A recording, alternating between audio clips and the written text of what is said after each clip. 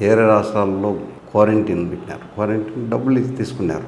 Quarantine డబ్బులు తీసుకున్నారు కదా. హాస్పిటల్లో ప్రతి ఒక్క హాస్పిటల్లో కూడా ప్రతినిత్యం అదే పనిలో ఉన్నారు. మీటింగ్స్, ఆరోగ్య శాఖ మంత్రితో మీటింగ్ పెట్టడం కానీ, వాళ్ళ డైరెక్షన్లోనే డైలీ అప్డేట్ చేస్తా ప్రజలు ఏ విధంగా మేలు చేయాలనేది, ఏ విధంగా ఈ కష్టకాలంలో వాళ్ళని కాపాడాలనేది ఆయన ఏ విధంగా ఆతృతగా ఉన్నాడు అనేది మీరందరూ కూడా చూసినారు.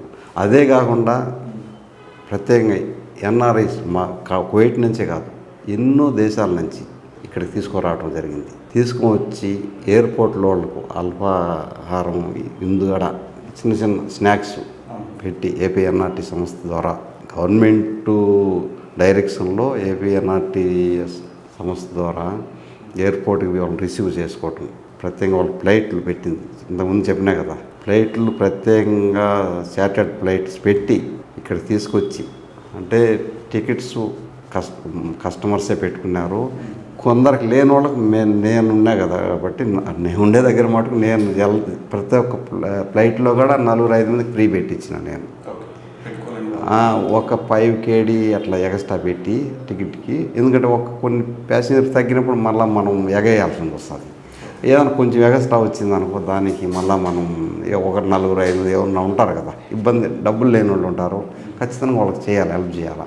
వాళ్ళకి హెల్ప్ చేస్తూ కనీసం 10 ఫ్లైట్లు పంపించిన నేనే ప్రతి ఒక్క దాంట్లో కూడా 5 మంది, 6 మంది, 10 మంది ఏపీఎన్ఆర్టీ తరఫున రిక్వెస్ట్ చేసేవాళ్ళు.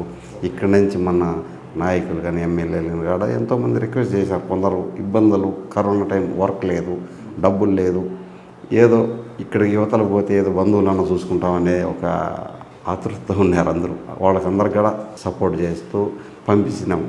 ఇక్కడికి వచ్చినాక ప్రత్యేకంగా వాళ్ళకు వచ్చిన స్నాక్స్ ఇచ్చి, ఎయిర్పోర్ట్ నుంచి బస్సులు పెట్టి క్వారంటైన్ తీసుకొని పోయి పూర్తి అయినాక వాళ్ళకి వెళ్ళే టైంలో మళ్ళీ డబ్బులు కూడా ప్రతి ఒక్కరికి 2,000 రూపాయలు డబ్బులు కూడా ఇచ్చినారు, వాళ్ళ ఇంటికి చేర్పించి. ఏ విధంగా చేసినారని చెప్పాలి, మీకు తెలియదే ఉంది.